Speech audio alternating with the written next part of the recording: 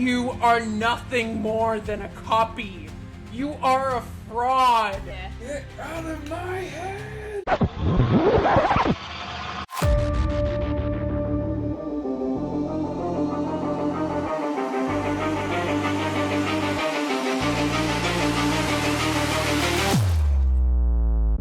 Hello everyone and welcome back to Survive This Crit. We're the podcast that combines our love through horror movies and RPGs. And welcome back to the As Above, So Below RPG Part 2. Let's pick up where we left off. She quickly gets out her own set of tools and punches into that part of the painting and pulls out a stone. Team, I think we did it. What did we do? What's going on? This is the stone. This is the Philosopher's Stone. We have it. We can get out of here. Ow. I don't know. You I don't believe in this whole Philosopher's Stone thing. You know I'm skeptical of you. I'm gonna need to see some proof of this. How can you be so certain that this is the stone? Well, let her do some sort of Arcana check, and let's see. Since this is her background, we will have her roll with advantage. And with that high of a roll, she confidently proclaims, "Look, you see my injuries here on my knees. Let me scrape off a little bit of this stone, and I'll show you that it is indeed the real Philosopher's Stone." So she scrapes off a little bit of the stone and applies it to her knees. And she's magically healed. Back up to full Yo, hit can I get a hit of that, please? Please. I go, what? Oh my gosh, it's real! This whole time! Well, this changes everything. This is See, incredible. I told you, it was real the whole time. Now, I'm afraid we must keep going, though. And if you have enough time to heal yourself, the rest of our crew has enough time to heal as well. Seeing as we helped get you down here. If she wants to fight that, I can try to persuade of course, her. I'm so sorry. Of course. Let me try to heal you, Agent Rob. So she comes over to your, what was it, a twisted wrist or ankle? Yeah, something like that. So she scrapes off a little bit of the stone and lays her hands on you. And nothing happens. Bruh. Oh, no. Wait a second. Wait. Whoa. Something ain't right. I don't understand. It was just working. I don't know if I believe you. Here, try it on me. Okay. She gives herself a deep, calming breath. Rubs a little bit of the stone onto your injuries. And nothing happens. Just as I thought. It's been a Had me fooled there scam. for a second. No, I don't understand. I could not have just healed myself with no reason. Then what are we missing? I don't know. But is there anything else in this room? Look around. See if there's anything else that might give some sort of depiction or picture to help us figure out where we can find the answers. Can I roll for perception? Just roll Yeah, go investigation. ahead and roll investigation, please. Or if you have good Arcana or History, you can also do that. I rolled a dirty 20. A dirty 20? Is that I for have an Arcana? 18. Is that for investigation? Investigation. Same. Okay. So the two of you, as you're circling around the room, Nick, you find the words written on the wall, as above, so below. Agent Joshua, you find that there is a door painted on the ceiling and a Star of David painted directly below it on the floor. And this is right next to the area that Nick found the writing on the wall to say, as above, so below. All I see is a bunch of useless treasure that can make us rich. Who even needs that? Also, there's something weird up there that says, as above, so below. Does that make sense to anybody? Well, look at the star that's right below it, and the door that's right above it. So that has to lead to something, right? Can I roll an Arcana check on that specifically to see, like, if there's magic imbued or if there's something that I can do to activate it, so to speak? Yeah, of I got a course. 13. With a 13, you recognize and you remember that the first principle of magic is as above, so below, which means the things that you are seeing are within us. In regards to reflections of different things in society, you can deduct that there is a possibility with a door being painted above that there is a door below. Do you share Guys, I don't know what to do with this. Scarlet looks closer at the door painted in the Star of David, and with her history check, she reveals, she was like, of course, as above, so below, the first principle of magic. There has to be another door underneath us. You see the door painted above. That's showing what could be, but what is actually below. So I need one of you strong boys to...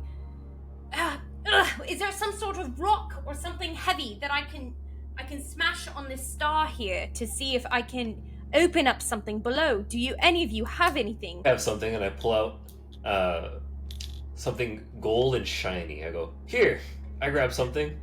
This looks heavy enough to break. So you grab gold from the room? Yes. Okay, please make a dexterity saving throw. The whole party, everyone makes a dexterity saving throw. You hear, as a result of Nick picking up the gold, the roof start to tremble above you and cracks being formed in the walls. Dirty 20. Same. Dirty 20. Critical failure. Oh, 10. 10.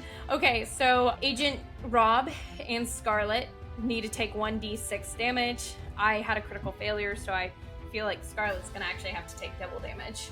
Unfortunately, she only had 2 temporary HP remaining.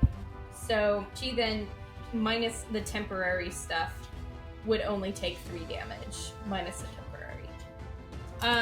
So the walls crumble, the ceiling crumbles down around you. Thankfully, Agent Joshua and Agent Nick, you guys are so fast. You zip-zap out of the way. Agent Rob, you and Scarlet are not quite as lucky. And Scarlet finds part of her leg pinned down by part of the ceiling that had just caved in. And Agent Rob, how much damage do you take? 2. Agent Rob, you find yourself in a very similar location as her. You also have like part of your backpack pinned down where you take 2 damage for straining, but it's not that horrendous. It's fine. You're an adventurer. You're used to stuff like this. However, with the ceiling crashing down, it actually creates a hole in the floor where the Star of David was. And you notice water is flowing through that hole, revealing that there is something below. So Wow, I'd like crazy to take coincidence. this time and say, hey, Nick, don't pick up any more gold and make sure that we put everything back where we found it, including that stone, Scarlet. What are you talking about? This stone is my useless. It's useless. It is not what you think it is. I agree with Josh. It seems pretty useless to me. And also, sorry, Josh. Sorry, guys. I mean, when you think about it, gold is so dense. I just figured it'd be better for breaking it something. That's my bad. My bad. I'll leave it right here. Useless treasure and all. Agent Joshua, I'm gonna need you to make a persuasion check because this has been the life purpose of Scarlet. It's gonna take more than just yelling at her to explain why she needs to get rid of this. Can I make it an intimidation check instead? Sure. Put it back or else. All right, what do I you will roll put for it that? back for you. Let's see. Intimidation. That is a 3 minus 2, so I rolled a 1. It is not intimidating. And actually, as a result, Scarlet's stealth rolls a little bit higher. So she's like, all right, I'll put it back. Instead of actually putting it back, she slips it back into her backpack and keeps joining the group to head further down. So now it's the end of hour 4. This time, given that your group has been through a lot already, with lowering the ropes into this deeper cavern, you're able to make it down safely. And upon landing in this cavern, you see a similar image to what you saw a couple of images below, the picture of what appeared to be Nicholas Flamel. You see a much more faded version of that, in addition to a corpse on a table, almost as if you are in a similar room to which you were in before. How old does the corpse look? Do you want to roll investigation to see? At 7. 7. Unfortunately, you can tell nothing. Guys, I think this body... This is a fresh body. I think he just died like seconds ago. Yeah. Really? That seems highly unlikely, considering we're the only few that have ever been this far into the catacombs. Trust me, Scarlet. I know what I'm talking about. I've seen plenty of dead bodies. And as you continue to walk past this corpse, a body rises up from next to the corpse. Told you it looked fresh. Well, the corpse is still laying on the platform. But, Agent Joshua, it seems like this person is familiar to him. He is not talking, but he gives a sense of familiarity. And that is up to Agent Joshua if he wants to reveal to the rest of the party who this is. But all that happens is this man stands up. He looks very similar to Joshua, similar age, similar stature, and he extends his arm. Who is it? Roll perception and see. 22. It's your estranged brother, Jeremy, the sorcerer. Jeremy the sorcerer. Okay. Now, just for you, not for the other two, because this is your choice on whether or not you want to reveal this. I have information just to reveal to Agent Joshua. This is your brother who you thought was dead, because it was at your own hand in which he died. Interesting. Okay. And there is good reason for why that happened. He is known for an obsession of the occult, and he has threatened to kill your family. Mm-hmm. Agent Rob, Agent Nick, this is not who I believe they are appearing to be. Seems to be an apparition, but I would like to roll Arcana, or maybe I have a spell actually. Jeremy, this is not Jeremy, but I killed Jeremy. Jeremy is dead. So whoever this is needs to go. Who's Wow. Jeremy? You killed a guy? I killed my brother because he had to die. Was it because you getting too good at magic? It's because he joined the occult and probably came down here himself. Whoa. Jeremy has this ability to move that is almost like teleporting. So he blips over and now he is right next to you. Right next to me, There's darkness in his eyes. I grab him, and with my DEAD issued Shocking Grasper, I cast Shocking Grasp on him. That is a cantrip that I have to cast to touch. I can't do it at range, so does a 10 hit? Unfortunately, it does not hit. Okay. So I just grab him and nothing retaliation, happens. you grab him, and he flings his arm back at you, and he gently, surprising you, gently touches his head against your head. So your foreheads are touching, and he beckons. He says one word. He says, Come. No. Scarlet is gonna roll insight to see if she can recognize what's going on. As usual, she can't. Do you think he knows the way out? If you really know him, why don't you ask? He's not trustworthy. We Just can find because our he's own not- way without him. We may die down here. If the stone is really not real, then we are going to die down here. If we trust him, we will die. Roll persuasion. Not my strong suit. 4. 4. What you say is not convincing. Scarlet says, "Look, I will prove it to you." She goes up and gently puts a hand on Jeremy's shoulder. She says, Please, will you help us get out of here? He grunts. He goes, "Come." He leads the way to what is ahead, which appears to be a low passage, a low door that says, "Abandon all hope, ye who enter here." Yeah, I don't know about that, guys. I also don't trust Scarlet or the other guy in this instance. Is there another way we can go? Because I'm willing to leave Scarlet and let her do her own thing at this point. Okay, that's a little harsh. I don't know, man, but I will agree with Rob. Something says abandon all hope. Is there another way? Scarlet looks back down at her map and she's like, "No, this appears to be the only way." Can we get a We are look at now- Scarlet's map, please? Sure. You give me a really solid history check. See if you can read what the heck is happening on that map. 16. 16. You can read that indeed to get out is to go further down. Yeah, she was not lying. Well, now that a man has looked at the map and said, I think I believe it now. Yeah, follow me, guys. All right, what are your marching orders going through this tunnel? Josh, do you want to be closest to Jeremy or farthest from Jeremy? Because on one hand, he could be trying something specific to you. He seems to, gravitate towards you. But on the other hand, you're the most familiar with him and his dastardly tricks. So I think if I'm closest to him, then I'll be most prepared for anything that he may try to pull. all right, you stay closest to Jeremy then. I'll go next. I was gonna go first with Okay, Jeremy so leading you the wanna way, go right? first. Jeremy crawls onto his stomach and crawls through the hole. Joshua, you follow with the flashlight. And then we said it was going to be Scarlet, Rob, Nick, something like that? Yeah, that's fine. Yeah, that sounds right. Okay.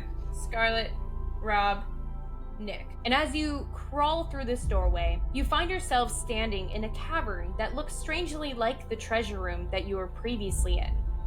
Except there is no treasure, just the same painting that you saw earlier, but it appears to be upside down. Scarlet hears a voice, a male voice, yelling her name, screaming at her. And this time, you all hear it too. You hear, Scarlet! Scarlet! Answer me! My eyes widen. I'm like, what the heck?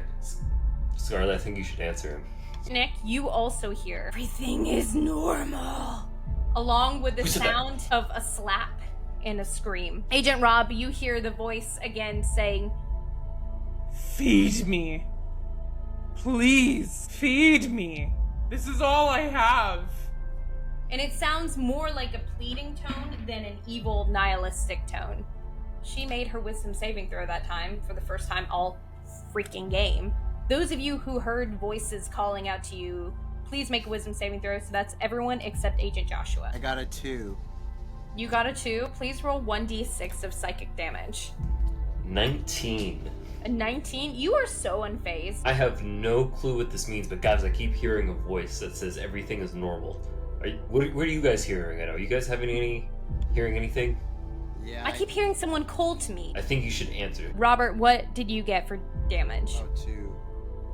2? Okay, so Agent Rob, at this point, what is revealed is the voice that you keep hearing is the sound of one of your fellow comrades who died of starvation. You two were both in the trenches together as little, foot soldiers, starving. Okay. And you took the last piece of bread. Oh, nice. So you are the reason that he is dead. Okay. And the reason that he is calling out to you. You seem to struggle now with the need for an overabundance of food as a result of that trauma. And it's a trauma that you haven't shared with anybody. Okay. Okay. That's good. That's fine. Okay. At this point, what you notice being very strange as you're in this new cavern is that Jeremy seems to be taking some slight enjoyment from this. He's being very quiet, but there is a slight smile. And Jeremy... Sick bastard, he's getting off on us. Jeremy continues to lead the group ahead and points to another tunnel further deeper.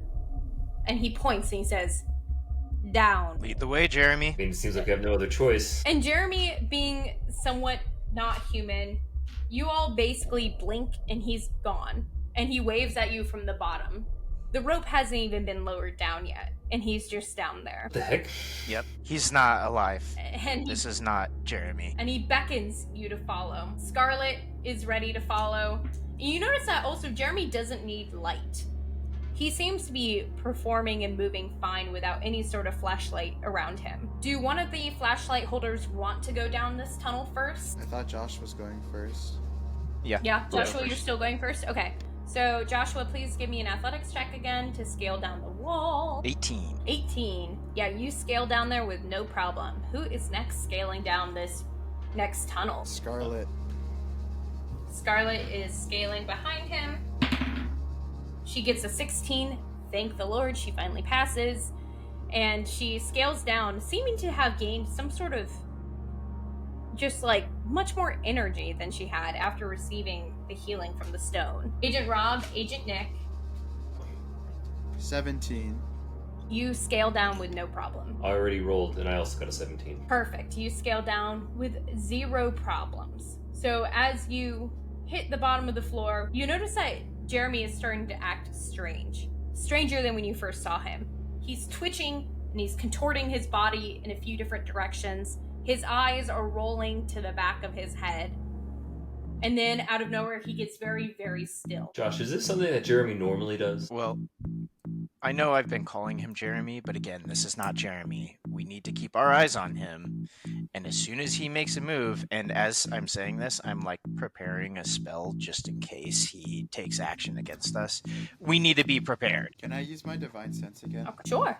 Just to like see how much evil is around us, coming from Jeremy specifically, or as we're going further down the tunnel, like what we're walking into, evil wise. Yes. So first thing you notice, it is end of hour 5. Now, at this point, your 2 flashlights have been on for 2 hours, and you sense a whole lot of evil. Like a whole lot of evil. There's evil all around you. It seems like you are in some sort of hellish dimension. What are you sensing, Rob? I think we're in hell, guys. Well, let's see if we can get out. Onward and downward. So, Jeremy refuses to keep leading, though. He stands completely still. I think we should attack Jeremy. I'm not gonna lie. I think we should just fight him right now. Are you saying this out before loud we go down in front of him? I'm saying it outside the gate before I make my decision to just go in and attack him, because I feel like if we go down there and there's a ton more people, or I don't know, if we just take him out now, it's easier. And I mean, there's only one way to go, so we don't necessarily need a guide. And plus, apparently, Scarlet thinks she knows everything too, so I don't know. All right. So you're saying we should ambush Jeremy? Essentially. All right. And Josh, you know Jeremy. if Scarlet actually helps us, then we can tell if she's actually really on our side or not, because I have not trusted her this whole time. I am on your side. We literally got hired by the DEAD. I have been a part of this for this mission specifically. And at this point, so have you decided as a party that you guys are going to attack Jeremy? Down for attacking Jeremy. Josh, you're the expert on Jeremy. Or my bad, fake Jeremy. He seems familiar to you, though.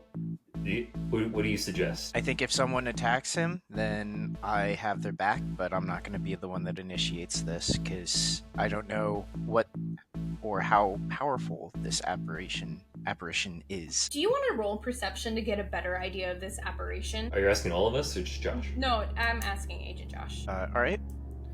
I rolled a 21. A 21. So with this 21, you can see that there is a like firm body here. Like he's touched you, you've touched him. So there seems to be like this is the body of Jeremy minus some missing pieces. But it's as close to him as you have ever seen. Like it's not just a demon, it's not just a ghost. It is like a compound version of him. So Josh, and it's bringing back so many memories for you as well. I think no matter what, he can't be trusted. So we can go for it. Would you say he was as strong as you? Like as terms of like battle prowess? Well, it doesn't matter because we outnumber him. So Good. Okay. I'm down for attacking. Okay. So let's roll initiative then, because there is a look in all of your eyes as you face toward him. He recognizes that all of you are about to attack him. Scarlet meekly says, she's like, you know what, I think I'm going to sit this one out, if you don't mind. That's suspicious. Yeah. That's what you do, Go isn't ahead it, and Scarlet? sit it out, Always Scarlet. abandon I'm an me. archaeologist. I'm an archaeologist, not a fighter. I'm just going to sit right here until this is taken care of. You boys be boys and do whatever it is you have to prove to whoever's more macho or whatever. But you're not being very trustworthy right now, Scarlet, and I rolled a 17 initiative. 7 initiative for Jeremy. I got a 15. I got a 12. Okay, so it seems like it's gonna be Agent Joshua, Agent Rob, Nick, and then Jeremy. Beautiful. Okay, Agent Joshua, what do you want to do as you approach this composite body that appears to be your brother? I am going to cast the DEAD issued chromatic orb of in the D&D-verse a spell. So I'm going to cast this at first level, and that's a 19 to hit. Yep, that's a hit. Go ahead and roll for damage. All right. And we're gonna do... So it's 3d8. That's 10 fire damage. Let's see, he may be resistant to fire damage. Yeah, so he takes damage resistance to fire. So I'm gonna half that. He takes 5 damage. And he looks at you and says, "Lies! You king of lies!" Rob, go ahead and roll. Yeah. Okay, I'm just going to roll to hit with my longsword. 7. 7. That does not hit. I think Is there anything you want to say or do in addition to that? no, but I do have a bonus action of 2-weapon fighting, so I'm gonna Okay, go for it. equip the dagger as well. All right. Then next up is Agent Nick. What do you do? Being the fighter of the group, just my shield equipped, I'm gonna go rush in and go for an unarmed strike with my trusty old reliable Fists of Fury. All right. Let's see what you can do. 19. 19. Wow, that hits. It's just straight 4 damage. Okay, so it's 4 damage. How do you carry out this action? All right, I put my fists together. I charge up, and then I go, D-A-D smash! Oh. I clock him right across the face. I jump into the air, pull my fist back midair, and then clock him across the face. Beautiful. And out of curiosity, since my specialty is protection, where's everyone else in terms of distance from me? Where are Rob and Josh? Are they at least 5 feet within me, or farther than that? They're like 5 feet like within you. They're a little bit behind you because you ran up to do like a solid deck to the face. Perfect, okay. So as long as they're within 5 feet of me, it's gonna be a boost to their armor class. Oh, that's good to know. So, with Jeremy's turn, with that punch to the jaw, you see him turn back toward you and his jaw is out of alignment. And he growls at you and he gestures toward Joshua, Agent Joshua. "You promised me. You promised you were going to help me. You were going to take care of me." And then he casts Firebolt at you, Nick, because you just decked him across the face. Oh, So dang. I am gonna roll for that, and is a 14 hit? He does not hit, and to answer Rob's question from earlier, as long as you're within 5 feet of me, he has disadvantage on attacks against you. Oh, I thought you Just meant for we got you a two, though. physical armored class boost, but that's okay too. I brush off the flames. Doesn't even affect me, even when I'm shirtless. That's right, you still don't have a shirt in this game for some reason. Okay, next round of combat begins.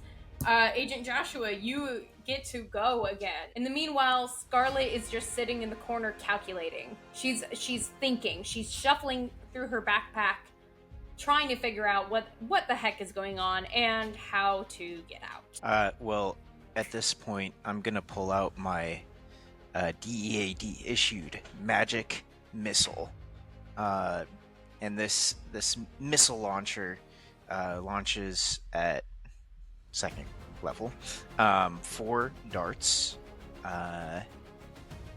and each dart deals 1d4 plus 1 force damage. Sounds pretty gnarly. So that's 5, 7, 9, and 13 damage. 13, just like they're darts or something, right? They're 13. It's a 2nd level spell, but Okay. it's just Okay. you It's cast not it fire and it hits damage. them. It's force Okay. damage. Force damage. Okay, perfect. Just wanted to make sure he wasn't going to be taking... Wow. So that pushes him back like 10 feet as you see his body almost in a seizure-like motion go as it takes this damage. And he's looking pretty beat up. He does not look good. Rob, go ahead. Okay, I'm gonna roll to hit with the longsword first. And I'm assuming a 20 hits. It wasn't that. Yeah. And then I will. I'm gonna divine smite that as well. Oh damn. Okay. So I'm expending my last spell slot, but it's 2d8 radiant damage. So yeah. Okay, let's do that. I'm gonna roll the damage first here. So that's 9, and then I'm gonna roll 2 more d8s. Okay, so it's gonna be 14. I'm gonna roll to hit with the dagger. So does a 15 he took hit? 14 damage. Yeah. Yeah, 15 hits. Okay. So you took 14 damage plus Plus 3. plus So 3. 17. Damn. So with Rob's last blow with his dagger, you see the image of Jeremy the sorcerer fade. Not like him bleeding out, because he looked like he was bleeding out, but once he hits 0 HP, he just fades. Team. Now that Really you guys are officially out of combat. Never thought I was gonna have to kill Jeremy again. But that wasn't Jeremy. Those were your I words. think it was. Not the real Jeremy. Scarlet comes back up to you guys and she says, look, I've been rereading where we've been at and studying my map while you guys were fighting in this very cool and very fast fight. Meanwhile, we were risking our lives. Thank you. Thank you, Scarlet. I hate to break it to you, Agent Joshua. Jeremy is not gone. He faded into the abyss. But I think what we have to do to get out of here for real, I'm not quite sure what it is, but there is something that we are missing. There's a piece of this puzzle that we are missing. As we're diving deeper into the gates of hell, there's got to be some sort of saving grace, for lack of a better word. But I'm not particularly religious myself, so I don't actually know what that would look like. But in the meantime, we do have to keep going deeper. So Scarlet leads the way down a narrow corridor, and there's something foul in the air. The smell of something like sulfuric and metallic and decaying. Oh, if you guys smell that. I thought that was you! I thought you were doing that! You think I could do that? Oh my, no. Bob. I can do that after a good 6 egg salad sandwiches. If anyone wants to make a perception or investigation check, it could be revealing to them about where they are. I got 12. 12. Beautiful. So with a 12, you can realize that you're smelling blood. Smells like blood. The only reason I know that is because of the blood of my enemies that I've taken out of the battlefield. It just smells so familiar. So as you continue to walk down the corridor, there's echoing voices off the wall. Voices that sound along the lines of, Lies, lies. And everything is normal. Please, please don't let me die. Everything is normal. And feed me. you approach what appears to be a river of blood. A very similar corridor to where you were at earlier that was made of water is now made of blood. The water turned to blood. Scarlet merely looks at the group with trembling in her words. I do think this is the way that we have to go. To keep going. Want to dive into Working blood downward. first? So Scarlet walks along the edge. She does not want to dive into the blood. No, You no, guys- I don't want to go in the blood either. I'm just offering to Scarlet. You want to go in the blood? I don't want to go in. Okay. I don't either. I'm not going in. So you guys all walk along the corridor. Go ahead and roll an athletics check to see. Oh my gosh. Thank God. She's finally rolling better. 19. She passed. 21. Beautiful. 18.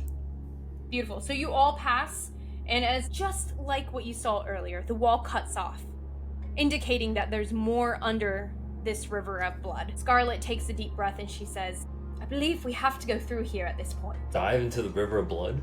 Dive into the river of blood. I personally don't want to go first. I'm actually quite squeamish about blood, but I will if nobody else is willing. What are your swimming orders? I vote Scarlet first. I vote Scarlet first too. Damn, you guys really don't like her. Scarlet, I'm right behind you. Okay, so Scarlet looks at you all with fear, and she's like, all right, here goes nothing. And as she takes a deep breath under the water, Joshua, you will also have to make a strength check as you go under. Damn, that sucks so hard. Okay, so Scarlet, as she is pulled under the water, what you guys don't see is that this is blood water that has arms that are attempting to pull her further down.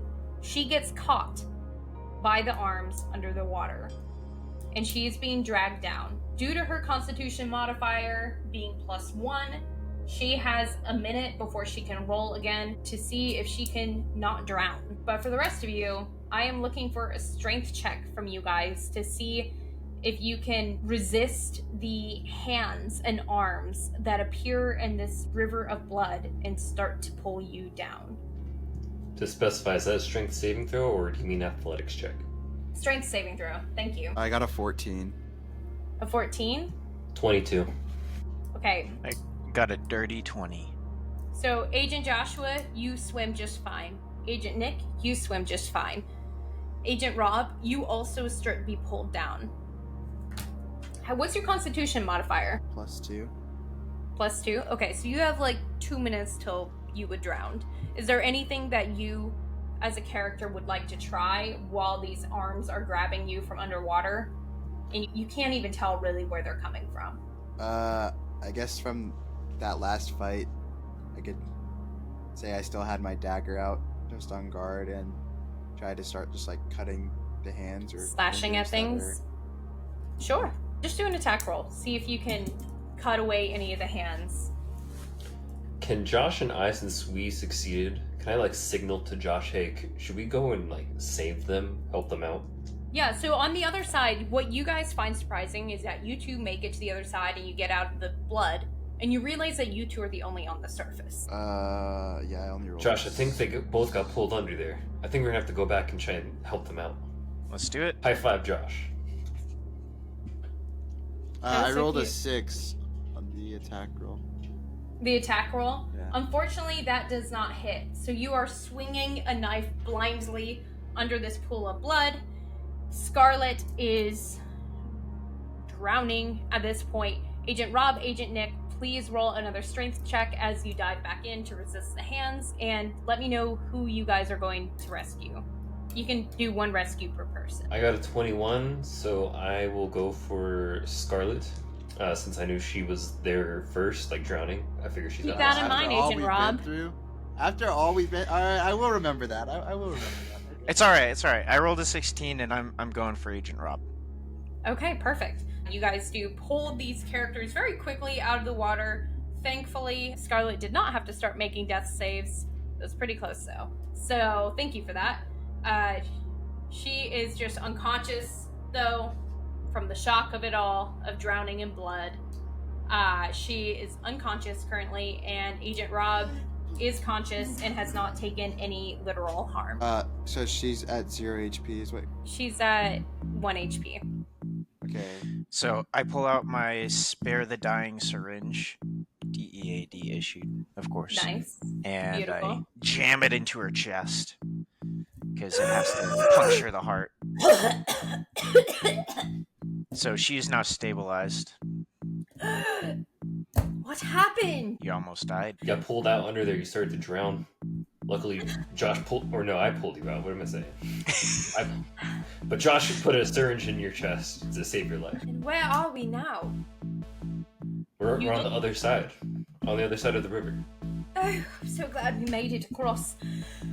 So you But just so you know, we're all covered in blood because of that whole thing. Oh, yeah, I'm totally. gonna use my lay on hands on her to restore 10 HP.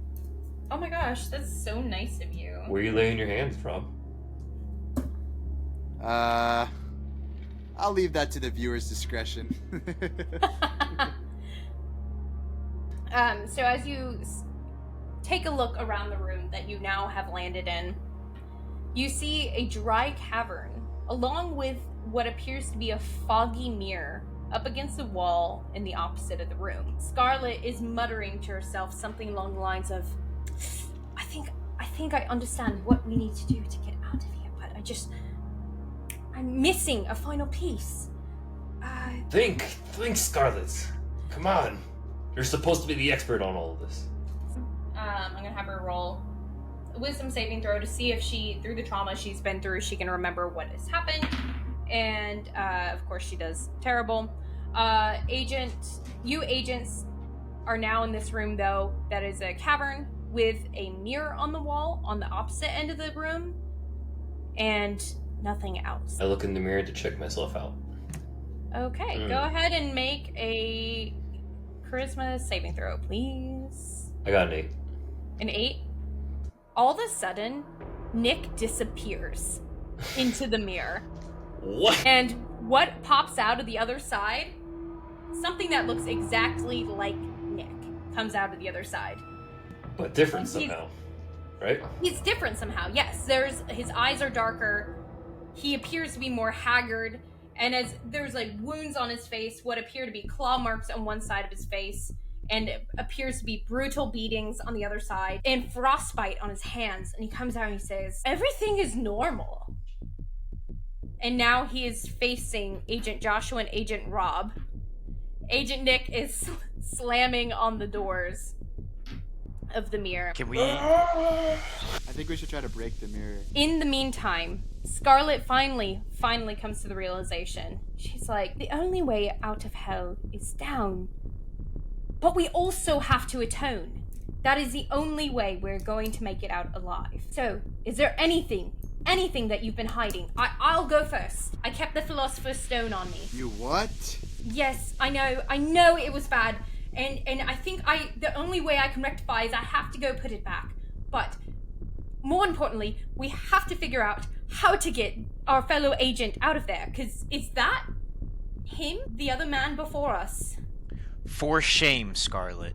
For shame. Go put it back. Go put it back. But don't put you it want back. my help? Do you want my help getting Nick out of the mirror? Can you get him out? Well, if I remember the urban legend correctly, there's got to be some sort of release word. Are any of you good at spells naturally or Latin? What about Any? vitriol? Nothing happens. Go ahead and make a wisdom or intelligence check if you want to try to figure out a way to get him out. Arcana? Arcana could work too. It's more of a riddle, not like magic. It's 14. Unfortunately, with a 14, you are not able to reveal what that word could be, but you start saying words in Latin, like to the mirror, as if trying to get a reaction out of it. What about Quad Infernius? Or something like that. Quad Infernius. Unfortunately, that does not open it, but Scarlet, she thinks, and she rolled high enough, she looks into the mirror and says, Reflexio! And Nick pops back out of the mirror. Now Nick is face to face with someone who looks exactly like him. Nick, you should grapple him and throw him in the mirror. Oh my gosh. Now, please, I'm going to atone. I'm putting the stone back. But the rest of you need to figure out what you need to atone for while I'm gone. Because otherwise, we have no way in hell, for lack of a better word, of getting out of here. A good one. And she runs off with the stone. Can I throw a rock at the mirror to try to break it? Sure. Go ahead and roll a strength check for me. I'm very consistent on my 14s today. 14. Yeah, it's not a strong mirror. It's just glass. You shatter the mirror. However, if there were other souls in there, they are now trapped. But geez. now, in the room with you, in this cavern, there's a broken mirror. There is Agent Rob, Agent Joshua, Nick, and someone who looks exactly like Nick. And other Nick turns to Nick and just points at him. I look back and I Which go, one's the real Nick? well, aren't you a good-looking son of a gun?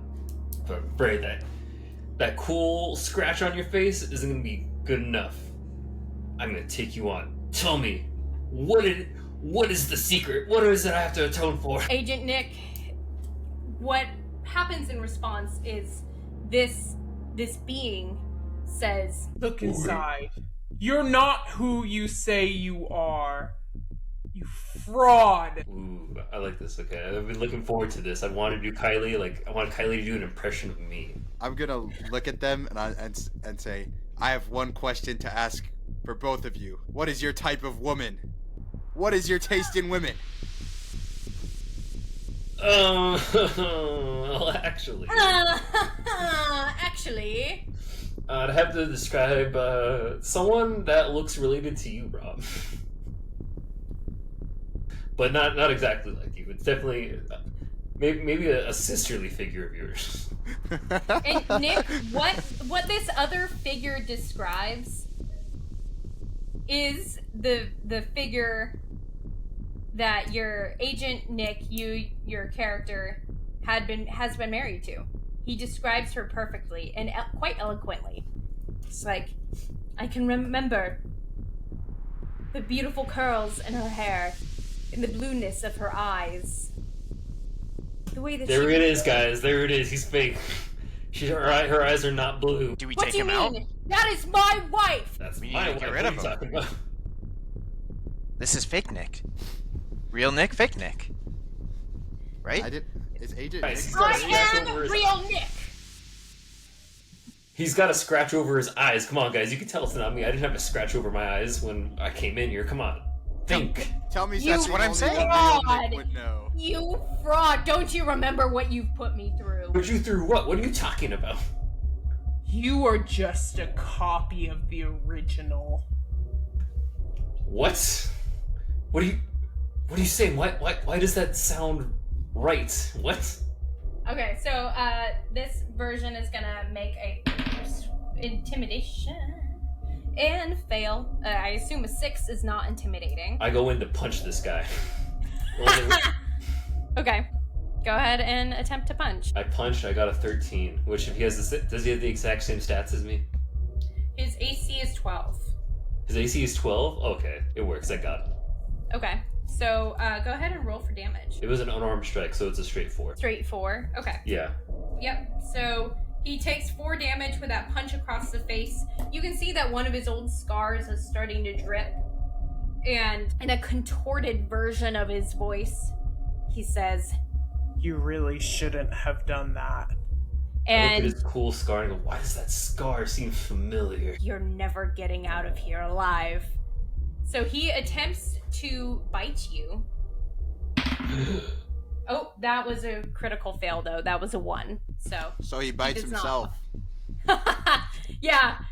Basically, out of the confusion, he does. I'm not gonna make him bite himself. That's silly. He bites the air though. He goes and attempts to bite you and misses. Are you guys wanting to fight him? Are you guys trying to figure out who or what he is? What are you guys feeling? Yeah, let's attack the one that I just think bit we're the fighting. air. Yeah. Agent Rob, you see out of the corner of your eye. It can't be, right? But you think you see Jeremy out of the corner of your eye, and when you turn, there is nothing there. So I'm gonna actually have you take a disadvantage on your initiative roll. So All we'll right. roll initiative then.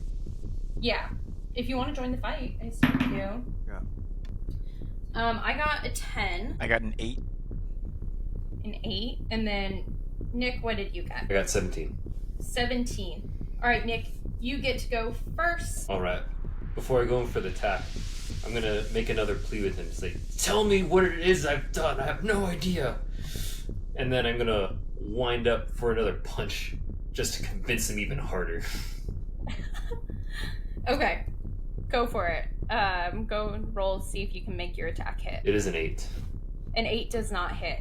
And he spits out some blood, and in response he says, "You're nothing more than a copy." What? What did you say? Oh my god. And Nick, you have a moment of, like, memories and visions coming back to you. You have nightmares at home of ways that you die over and over. You die by a large concrete hand slapping you across the face and stabbing you in the gut with razor-sharp claws. You have the memory of being eaten, torn to pieces by a werewolf. And you have the memory of being frozen to death in a crevasse. What is this? And the voice is booming back to you. You are nothing more than a copy. You are a fraud. Get out of my head! Guys, I think Nick. I know what. You gotta hang in there, man. I don't understand. What he's saying, it somehow makes sense. I'm getting these lapses in memory. Agent Nick, why don't you give me, since you had already done your action, give me an insight check. Give me, see if you can tell if there's any way that what you're hearing is true. I got an 8. Yeah.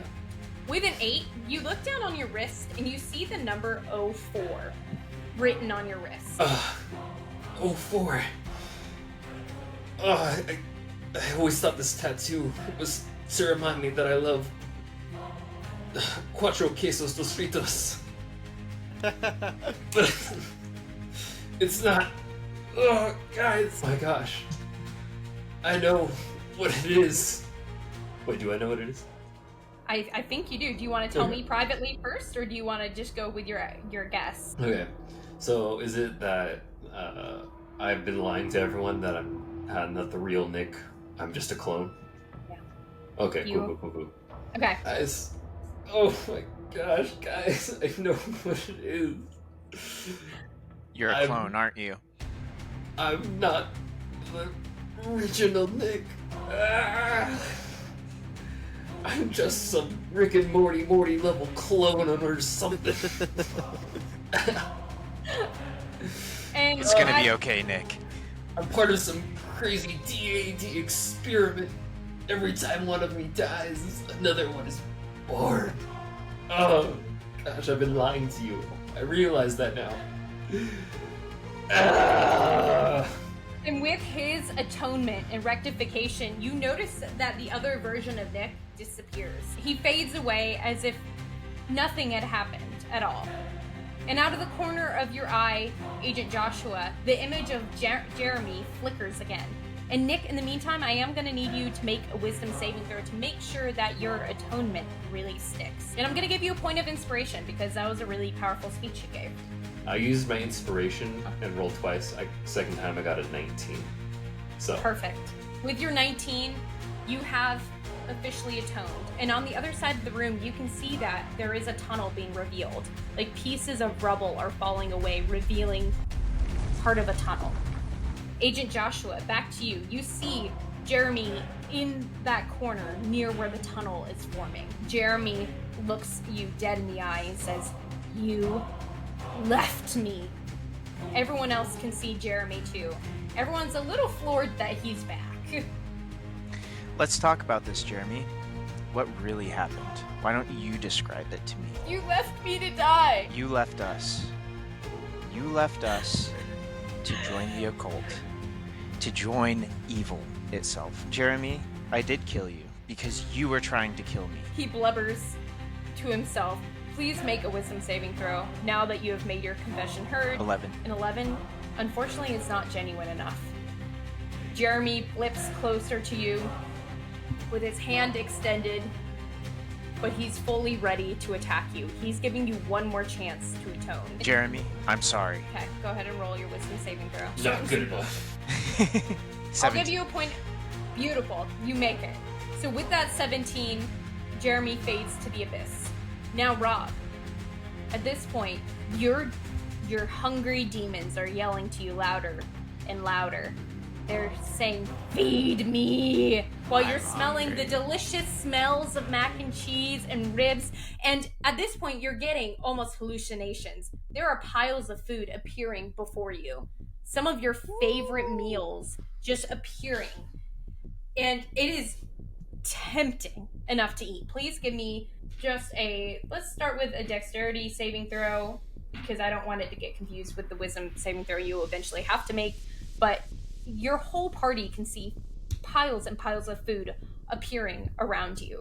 8. An 8? Yes. Unfortunately does not cut it. You find yourself being drawn to eat one of the pieces of food. What would you grab if you were in a room surrounded by all of your favorite foods? What would be the thing you grab? I'll eat the mac and cheese. Keep it simple. Don't do it, Rob. Don't be a big back. Rob, no! So he grabs the mac and cheese, takes one bite, and from the wall behind him, a zombie made of rock appears and smacks that bowl straight out of his hand and begins to attack. It's not cheat day, Rob. It's not cheat day. Atone for your sins, Rob! the zombies start to gather around him. Rock zombies, a form of a horde, start to appear around Rob. Everything that was once food is now an arm appearing through the earth, or a zombie. And it's saying, "Feed us! Feed us!" Okay, I have something to admit. What? What do you have to admit? Long, long ago, in a village far, far from here, I grew up poor. The church were the only ones to take me in. They ran the orphanage there as well. Everything changed the day the Ravagers attacked.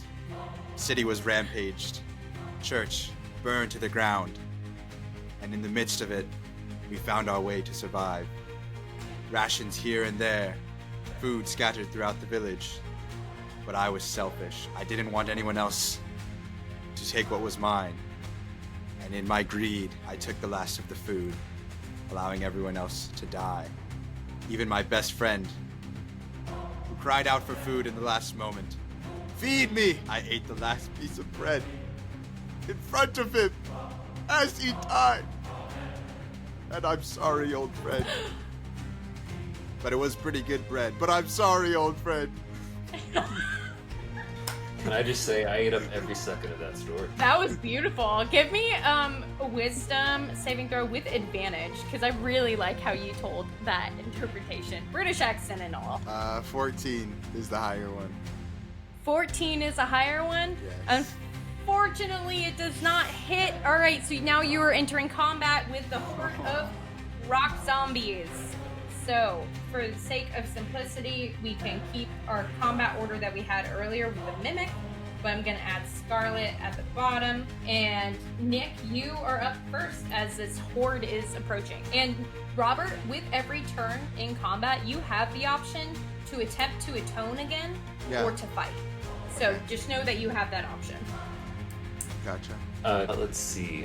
Well, what else am I going to do other than an armed strike? Punching rocks? Easy stuff. I've been training for this. Love that. Okay, so hit it then. I will hit it with a solid 23. Oof, that is a hit. All right. Beautiful. And then the horde turns around, and one of the lead zombies in the front turns around and just goes conk, like right on the top of your head, Nick, because you are right there and attempted to punch him. Oof. So, unfortunately, he rolled an 8, which I assume does nothing. I'm too thick-headed for that to have hurt. Agent Rob, now it's back to you. Okay. I will try to atone, I think. Yeah, and that'll be a wisdom saving throw. I'm looking for a 17 or higher, and then you can, deliver another speech if you'd like. How about a 2? A 2 does nothing. And if any of you guys have any sort of wisdom perks or anything you want to give him to help, and that also could help. But in the meantime, he's done his action. Joshua, it's your turn. So I am aware that Rob needs to atone for his sins and that he's still struggling with this. So I cast guidance on Rob. Nice. With the guidance module, DEAD issued, of course. And I slap it on him. Rob, you got this. You can do this. And that's a 1d4 to any ability check. Sweet. All right. Hell so then Scarlet is going to go afterwards. She is remiss of what to do here because she is a scientist and an archaeologist, not a fighter. But for giggles, after all she's been through, she's covered in blood, as you all are. So she's like, at this point, she can do anything. So she's going to attempt to attack the zombies unarmed, and she makes a hit, and she is going to roll for damage. She only gives 1 damage. So basically how it goes, because she's not a trained fighter, is she gets really brave all of a sudden. She's like, and does a punch to one of the zombies' faces, and it takes 1 damage, but it hurts her hand as well. And she's like, "Ow! How do you guys do this all day?" And it's back to Nick. I yell back at Scarlet with the power of youth, and I just give her a thumbs up. Yeah. Yeah. Been training all our lives. I'm gonna go for another unarmed strike. Classic uppercut now to this rock zombie. Okay. 8. An 8 does not hit, unfortunately.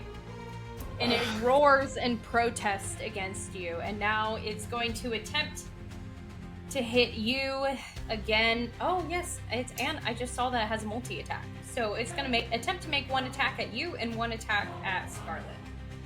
So the first attack is a 2, which does not hit Agent Rob. The second attack is also a 2, which does not hit Scarlet. Why? Okay. Rob, it is your turn. I'm gonna try to atone again. You're trying your best to atone Nat and confess. 20. There you go! Woo! Okay, so with your final confession, the rest of the rocks crumble away to reveal a tunnel with an arrow, a golden arrow, pointing down. And the rock zombies fade away, as does the remnants and remains of the food that was there. Scarlet points to the group and she says, "This way, we have to go!" And she looks at all of you and says, "We have to take the leap of faith," because you look down and there's no clear bottom to this tunnel. Onward and downward. I look at her and go, "Sister, think we faith should is follow all I that got." So, as a group, you all jump. Each of you make a dexterity saving throw for me, please. I got a 17. Okay, Nat beautiful. 20. An 8 and a 20. Okay, so the 20 and 17, you guys, Agent Rob and Agent Nick, you land fine. You land hard on the ground, but you're safe. Agent Joshua, I am going to need you to roll a 1d10 for damage. It seems that your faith has faltered as you were falling. However, she hits the ground. She hits the ground in a much more powerful way than the rest of you, which is surprising. She reveals to the group, she was like, "The power was within me all along. I didn't need the stone. I have this power within me." Whoa, you could have been healing us the whole time? I didn't know. It's alright. I only took 1 point of damage. Well, There you go. are you gonna heal So us? as you landed on the ground onto a manhole.